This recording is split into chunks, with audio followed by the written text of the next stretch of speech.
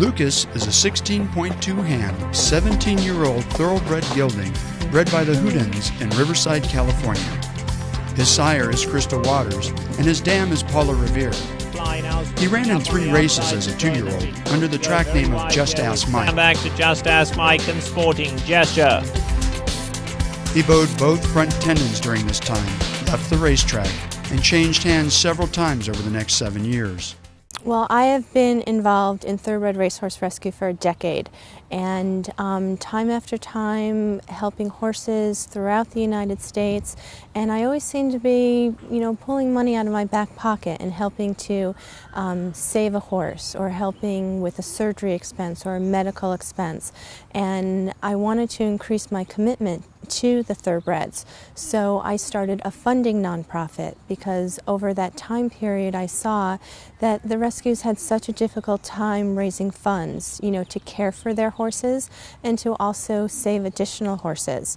I thought my strength would be more on a real business side as a fundraiser for the thoroughbred rescue organizations instead of starting my own rescue organization. So that's how I started after the finish line.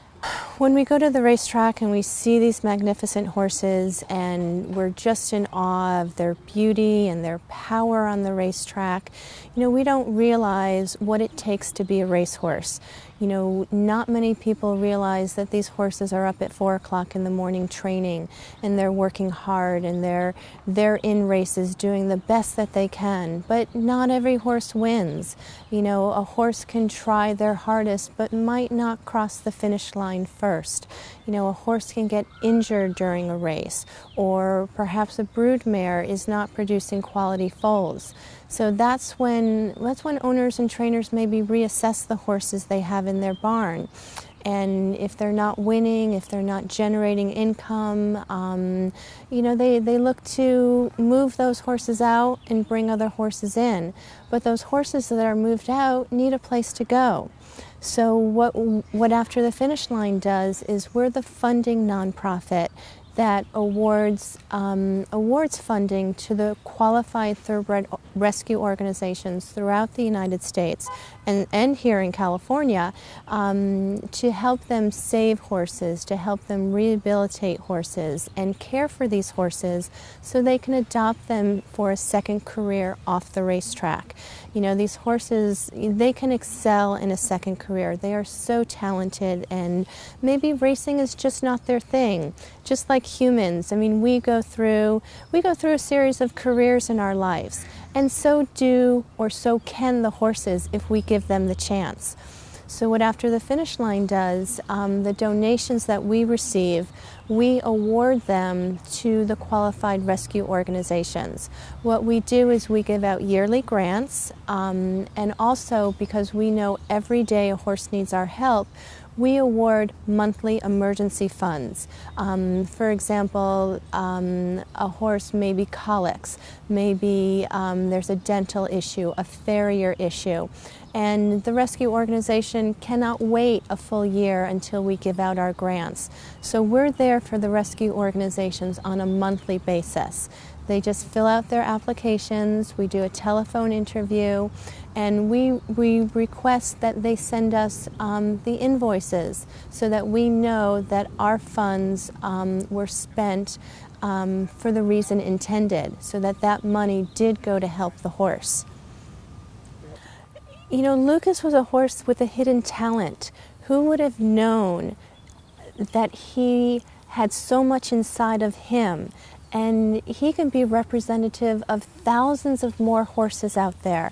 Maybe, there's just so much more to a horse that they can't tell us. They can't talk to us, but through their actions, they can show us their talent. And it's up to us as individuals to nurture them along, to give them that second chance, to see where their talent is, to see how they can excel and contribute and be a part of the lives of individuals. He is just that wonderful animal that who would have known? Who would have known if nobody gave him the chance, and he was given the chance, and look at what he has done. Just magnificent. What I like to say about After the Finish Line is that the greatest victory for a thoroughbred is not winning a race, but the greatest victory for a thoroughbred is winning the race to live long past their days on the racetrack. You know, we just need to give them the opportunity to excel, to blossom. Once they leave the racetrack, like I said, maybe being a racehorse was not their thing. You know, maybe they're a hunter-jumper, maybe they're a dressage horse, maybe they can go into equine therapy. But there's a purpose for every horse out there. And if we just give them the chance, boy, they'll just lighten up our lives, and we can just help more horses that way. I also want people to understand that After the Finish Line is not a rescue organization that takes in horses. After the Finish Line is the funding nonprofit that we raise funds so that we can then distribute them to the qualified thoroughbred rescue organizations. So often these rescue organizations are working 7 days a week to care for their horses.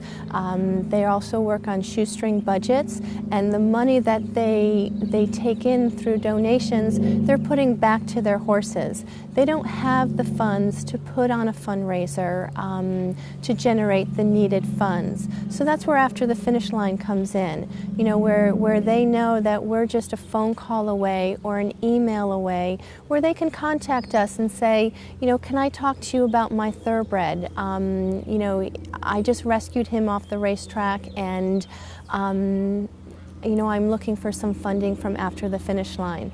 You know, that's where the dialogue starts to rehabilitate the horse and to move it into, transition the horse, you know, to help it go into a second career. The donations that After the Finish Line receives, we use those for many reasons. The donations can go to save horses at auctions. The donations can be awarded to the rescue organizations for surgeries, for medical needs, for hay or for feed, to transport a thoroughbred out of a bad situation, supplements, medication, whatever it takes to give that horse the second chance that it deserves. And these horses, you know, they work hard for our enjoyment. You know, we are racing fans, but we don't realize how hard they work for us. You know, when they're on the racetrack, we're cheering them on. And, you know, it's our responsibility, I believe, to also give back to these animals that give us so much enjoyment. With a horse, it's all about the relationship between the owner and the horse, the trainer and the horse. Horses want to please. And when you look at Lukas and Karen together, Lukas can't take his eyes off of her. He follows her with his eyes, with his mind. He's waiting for her to tell him what to do, but he wants to do it for her. You know, he wants to please. He wants to learn himself. He's a horse that's looking to grow like a person. And the two of them, both Karen and Lukas, are growing together. You know, every day can be a new experience for them. And, you know, the sky's the limit. You know, I look forward to seeing the next world record that Lukas attempts and he achieves, because it's there. It's just waiting, but it's going to happen. I'm dedicated to sharing Lukas's story as a tribute to hope and happiness, and to demonstrate the potential miracle of a second chance and love. The dry kiss.